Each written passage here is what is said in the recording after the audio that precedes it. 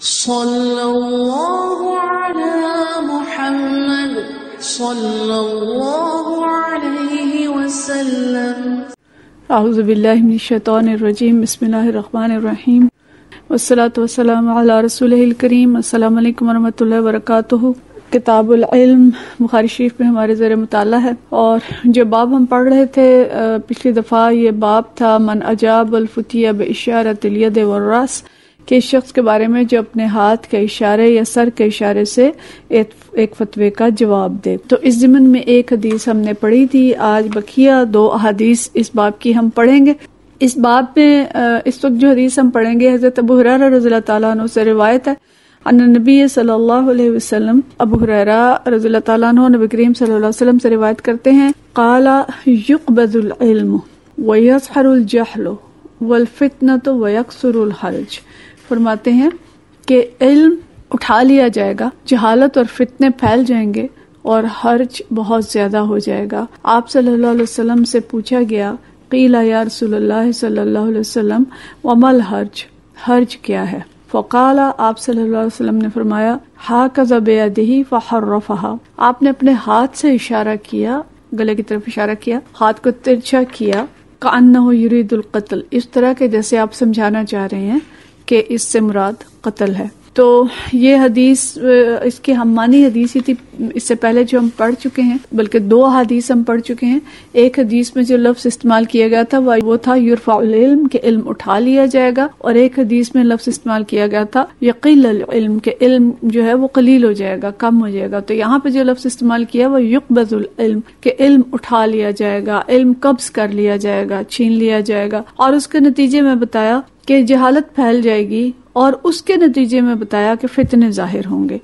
یہ چیزیں براہ راست ایک دوسرے کے ساتھ مربوط ہیں کہ علم کی کمی سے جہالت، اور جہالت کی وجہ سے فتنہ اور فساد ہوں گے، تو اس کے نتیجے میں خود غرضیاں اور آپس کی جو ناچاکیاں اور ظالم حکمرانوں کا مسلط ہونا، تو اس سب سے خانہ جنگیاں بھی مراد ہیں۔ تو یہ سارے فتنے جو ہیں وہ ظاہر ہوں گے، اور علماء نے یہ بھی لکھا ہے کہ اس سے دیگر جو دینی فتنے ہیں وہ بھی مراد ہیں، مثلا انکار حدیث کا فتنہ، انکار ختم نبوت صلی اللہ علیہ وسلم، اس طرح کے جو فتنے ہیں، خارجیت کا فتنہ، یہ سارے فتنے بھی اس سے مراد ہیں۔ تو مطلب یہ ہے کہ ظاہر ہے جب دین کا علم نہیں ہوگا تو اس کے نتیجے میں لازماً جو جہالت ہے اور ایسی بے معنی چیزیں اور غلط چیزیں پھیل جائیں گی، اور جب وہ چیزیں پھیلیں گی تو ان کے ذریعے سے پھر فتنہ فساد ہوگا، اور فتنہ فساد ہوگا تو قتل ہوگا۔ یعنی اس وقت اگر ہم یوں سمجھیں کہ اس وقت کے جو حالات ہیں، اور جس طرح سے اس وقت پوری دنیا میں قتل و غارت پھیل چکا ہے اور فساد کا دورہ ہے، تو اس سب کی جو اب بیسک وجہ ہمیں پتہ چلتی ہے ان احادیث کی روح سے، وہ علم کی کمی اور دینی علم کی طرف رجحان نہ ہونا، اور دین نہ سیکھنا، اور جب دین نہیں تو اللہ کا خوف نہیں، اور اس کے نتیجے میں یہ ساری خرابیاں پیدا ہوتی ہیں۔ لیکن اس باب میں جو سمجھانا چاہ رہے ہیں امام بخاری بات، وہ یہ کہ ہاتھ کے اشارے سے نبی کریم صلی اللہ علیہ وسلم نے اپنی گردن کی طرف اشارہ کر کے حرج اور قتل کے معنی جو تھے وہ سمجھائے تھے۔ یعنی ایک عالم جو ہے وہ ہاتھ کے اشارے سے یا سر کے اشارے سے کسی بھی طریقے سے اپنی بات سمجھا سکتا ہے۔ اس سے اگلی حدیث ایک طویل حدیث ہے، اسی باب میں اور اسی مقصد کے ساتھ لائے ہیں، لیکن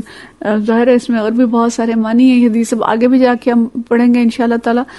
یہ حدیث حضرت فاطمہ بنت منظر رحمۃ اللہ علیہا حضرت زبیر بن عوام رضی اللہ تعالیٰ عنہ کی پوتی تھی، اور ان کے دوسرے پوتے کے ساتھ یہ بیائی ہوئی تھی، اور یہ روایت کرتی ہیں حضرت اسماء بنت ابی بکر رضی اللہ تعالیٰ عنہا سے، فرماتی ہیں آتیت تو عائشہ وہی تصلی، کہ میں عائشہ رضی اللہ تعالیٰ عنہ کے پاس آئی اور وہ نماز پڑھ رہی تھی، فقلت ما شأن الناس، تو میں نے پوچھا کہ لوگوں کو کیا ہوا ہے۔ یعنی اصل میں اس وقت جب وہ آئی ہیں تو یہ سورج گرہن کا وقت تھا، اور نماز کا ٹائم نہیں تھا، اور بغیر نماز کے وقت کے لوگ نماز پڑھ رہے تھے، تو وہ ذرا دیکھ کے تھوڑی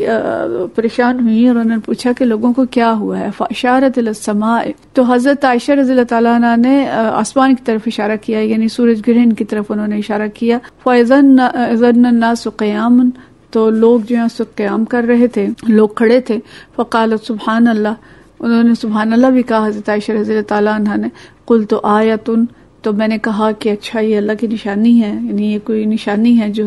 یا عذاب کی نشانی ہے۔ فاشارت برأسها، تو حضرت عائشہ رضی اللہ تعالیٰ عنہ نے اپنے سر سے اشارہ کیا. یہاں پہ بہت طویل بحث کی ہے علماء نے کہ سر سے اشارہ کرنا اور بولنا، لیکن بہرحال ان چیزوں سے ہمیں اس وقت بحث میں پڑھنے کی ضرورت نہیں ہے کہ انہوں نے اشارہ کیا اور اس کے بعد فرمایا،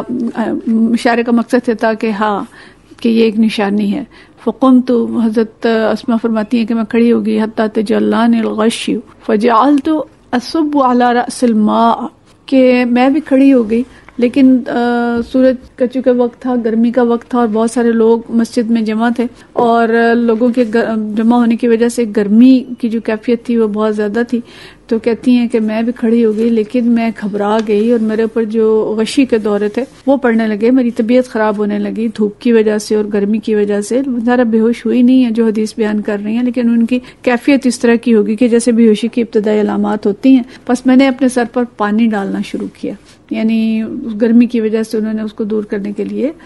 پانی ڈالا، کیونکہ یہ جو نماز ہوتی ہے سورج گرہن کی اور چاند گرہن کی تو یہ طویل نماز ہوتی ہے. نبی کریم صلی اللہ علیہ وسلم طویل نماز پڑھا کرتے تھے، جتنی دیر سورج کو گرہن رہا اتنی دیر تک نماز، طویل قیام، طویل رکوع اور طویل سجدہ نبی کریم صلی اللہ علیہ وسلم کیا کرتے تھے. تو اس لیے حضرت اسماء پر غشی کی کیفیت جو ہے وہ طاری ہونی شروع ہو گئی اور انہوں نے اپنے سر پہ پانی ڈالنا شروع کیا. فحمد اللہ عز وجل النبی صلی اللہ علیہ وسلم، کہ آپ صلی اللہ علیہ وسلم نے اللہ کی حمد و ثنا بیان کی،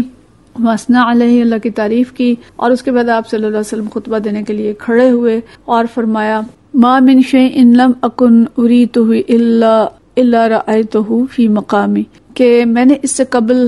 یعنی کوئی ایسی چیز نہیں جو کہ نہ دیکھی ہو، میں نے ساری چیزیں جو ہیں اس مقام پر دیکھ لی ہیں. حتی الجنت والنار، کہ میں نے جنت بھی دیکھ لی اور دوزخ کا مشاہدہ بھی اللہ تعالیٰ نے کرا دیا. مطلب یہ کہ اس وقت نبی کریم صلی اللہ علیہ وسلم کی کیفیت ایسی ہوئی کہ آپ صلی اللہ علیہ وسلم کو اللہ تعالیٰ نے جنت، دوزخ اور اللہ تعالیٰ کی جو بعض نشانیاں تھیں، انکم تفتنون فی قبور، ان کا مظاہرہ کرا دیا. فاوحی الی، میری طرف وحی کی گئی، لا تسمع،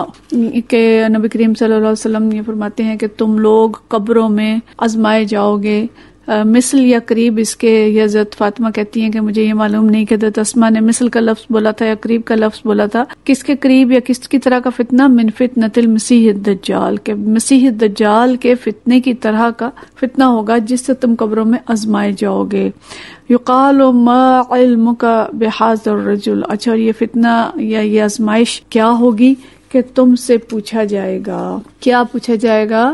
کہ ما علمک بہذا الرجل، کہ اس شخص کے بارے میں تمہارا کیا علم ہے، کہ اس شخص کے بارے میں، نبی کریم صلی اللہ علیہ وسلم کے بارے میں. یعنی یہ منظر جو ہے یہ منکر نکیر کا منظر ہے جو قبر کے بارے میں ہم پڑھتے ہیں کہ جب انسان کو قبر میں ڈال دیا جاتا ہے تو دو فرشتے منکر اور نکیر کے نام کے آتے ہیں جو آ کے انسان کو دوبارہ اٹھا کھڑا کرتے ہیں اور پھر اس سے جو سوال پوچھتے ہیں کہ تمہارا دین کیا ہے، تمہارے نبی کون ہے، تمہارا خدا کون ہے. تو اسی ضمن کا یہ ایک سوال ہے کہ وہ آ کے پوچھیں گے نبی کریم صلی اللہ علیہ وسلم کے بارے میں کہ ما علمک بہذا الرجل، کہ اس شخص کے بارے میں تمہارا علم کیا ہے. اب معلوم نہیں کہ وہ نبی کریم صلی اللہ علیہ وسلم کا کوئی مختصر تعریف بتائیں گے یا آپ صلی اللہ علیہ وسلم کے بارے میں کوئی وہاں پہ پردہ ہٹ جائے گا اور نبی کریم صلی اللہ علیہ وسلم کی شخصیت نظر آ جائے گی. اللہ ہی جانتا ہے کہ وہ کیفیت کیا ہوگی، لیکن وہ پوچھیں گے کہ آپ صلی اللہ علیہ وسلم کے بارے میں تم کیا جانتے ہو، اور ظاہر یہ بہت بڑی آزمائش ہوگی. فَأَمَّا الْمُؤْمِنُ أَوْ الْمُؤْقِنُ، یہاں پھر بھول رہی ہیں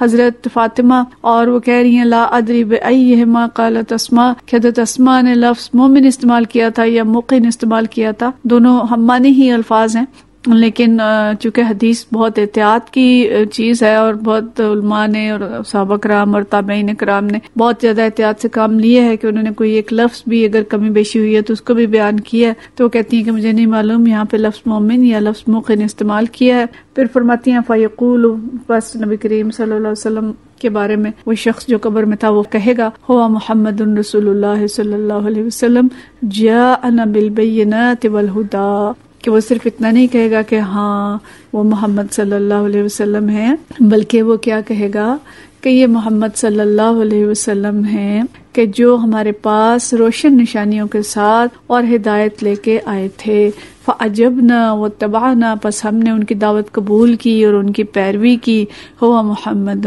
صلی اللہ علیہ وسلم ثلاثاً، و 3 دفعہ کہے گا ہوا محمد ہوا محمد ہوا محمد. اللہم اجعلنا منہم، اللہ ہمیں ان لوگوں میں شامل فرمائے کہ جو اتنا پکا یقین رکھتے ہوں اور ایسا ان کا پختہ ایمان ہو کہ وہاں پہ بغیر کسی جھجک کے اور ساری گواہی ہم دے سکیں کہ ہاں وہ نبی صلی اللہ علیہ وسلم تھے، ہمارے پاس بینات اور ہدا کے ساتھ آئے تھے اور ہم نے آپ کی دعوت قبول کی تھی اور آپ صلی اللہ علیہ وسلم کی پیروی کی تھی. فیقال نم صالحا، پھر فرشتے کہیں گے کہ سو جاؤ تم صالح ہو. قد علمنا ان کنت لموقنا بہ، کہ ہمیں معلوم تھا کہ تم یقین رکھنے والے ہو، تم مومن ہو. فرشتوں کو شاید اس سے بھی اندازہ ہو جائے گا کہ جب کسی شخص کو قبر سے اٹھائیں گے اور وہ اطمینان کے ساتھ اٹھے گا تو انہیں پتہ چل جائے گا کہ یہ مومن ہے، اور جو منافق ہوگا وہ گھبرایا ہوا اٹھے گا. یا بہرحال اللہ تعالیٰ ان کو علم دے دے گا اور انہیں پتہ چل جائے گا کہ کون مومن ہے اور کون منافق ہے. لیکن مومن کے بارے میں وہ کہیں گے کہ ہمیں معلوم تھا کہ تم مومن ہو اور اب تم اطمینان سے سو جاؤ. اور ہمیں حدیث سے پتہ چلتا ہے کہ پھر اس کی جو قبر ہے وہ کھلی کر دی جائے گی اور وہ حد نگاہ تک وسیع ہو جائے گی، اور اس کو جنت کے کھڑکیوں میں سے ایک کھڑکی اس کے اندر کھول دی جائے گی اور وہ آرام سے اس کے اندر سو جائے گا. اور دوسرے شخص جو ہوگا وَأَمَّا الْمُنَافِقُ وَالْمُرْتَابُ، کہ جو تو منافق ہوگا یا شک کرنے والا ہوگا، اس سے جب یہ سوال پوچھا جائے گا تو وہ کیا کہے گا؟ لا ادری ای ذالک، مجھے نہیں معلوم کے بارے میں کہ وہ کون ہے. قالت اسماء، حضرت اسماء فرماتی ہیں کہ وہ کہے گا. اچھا، یہاں پھر وہ ان کا جواب آیا کہ جو حضرت فاطمہ کہیں گی اما المنافق والمرتاب لا ادری ای ذالک، کہ یہ مجھے یاد نہیں کہ حضرت اسماء نے منافق کہا تھا یا مرتاب کا لفظ استعمال کیا تھا. فیقول، وہ شخص جو منافق تھا وہ کہے گا لا ادری، مجھے نہیں معلوم. سمعت الناس یقولون شیئا فقلتہ، میں نے تو بس لوگوں کو سنا تھا ان کے بارے میں کچھ کہتے ہوئے، اور جو کچھ لوگوں نے کہا تھا جو میں نے سنا تھا میں نے بھی وہی کہہ دیا. یہ وہ بد نصیب شخص ہوگا کہ جو ایمان نہیں رکھتا تھا یا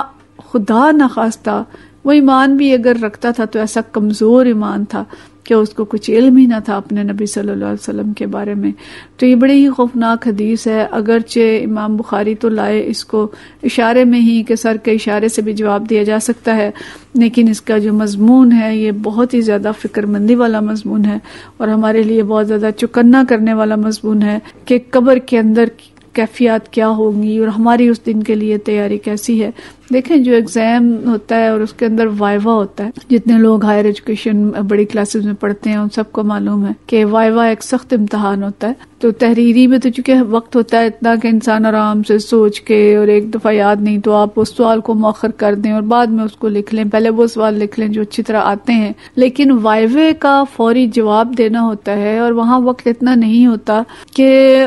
سوچا جائے اور سوچ کے کہا جائے کہ آپ اگلا سوال پوچھیں میں اس کا جواب بعد میں دوں گا، ایسا بہت کم ہوتا ہے. تو وائوے کا صحیح جواب وہی اسٹوڈنٹ دے سکتا ہے جسے اچھی طرح سے سبق یاد ہوتا ہے. تو یہ بھی کیفیت شاید اس سے کچھ ملتی جلتی ہوگی کہ قبر میں جب زبانی سوال کیا جائے گا تو اس کا جواب وہی دے سکے گا جس کا صحیح علم ہوگا اور جو جتنا جانتا ہوگا اپنے پیارے نبی صلی اللہ علیہ وسلم کے بارے میں، جسے جتنی محبت ہوگی، جتنی سنت کی پیروی ہوگی. دیکھیں وہ جو مومن کہے گا ہاں بینات کے ساتھ آئے تھے، ہدا کے ساتھ آئے تھے، یعنی اسے معلوم تھا کہ آپ صلی اللہ علیہ وسلم کیا تعلیم لے کے آئے تھے، کیا میسج لے کے آئے تھے، ہمارے لیے کیا پیغام لائے تھے، اور ہم نے اس پیغام کو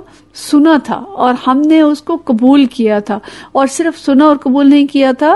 اس کی پیروی بھی کی تھی. تو مطلب یہ ہے کہ صحیح جواب پھر وہی دے سکے گا جسے نبی کریم صلی اللہ علیہ وسلم کے بارے میں علم ہوگا. آپ صلی اللہ علیہ وسلم جو تعلیم لے کے آئے اس کو وہ جانتا ہوگا، اس تعلیم کو اس نے پڑھا ہوگا، اس پہ اس نے عمل کیا ہوگا اور اس کی پابندی کی ہوگی، اتباع کیا ہوگا نبی کریم صلی اللہ علیہ وسلم کا. تو وہ شخص صحیح جواب دے سکے گا. تو جتنا اسوہ حسنہ کے قریب ہوگا، جتنا وہ آپ صلی اللہ علیہ وسلم کو رول ماڈل سمجھے گا. تو آج کی کیفیات کو ہم سمجھیں کہ آج ہمارے بچوں کی، ہمارے گھرانوں کی کیفیت کیا ہے، آج کے رول ماڈل کون ہے. آج بچے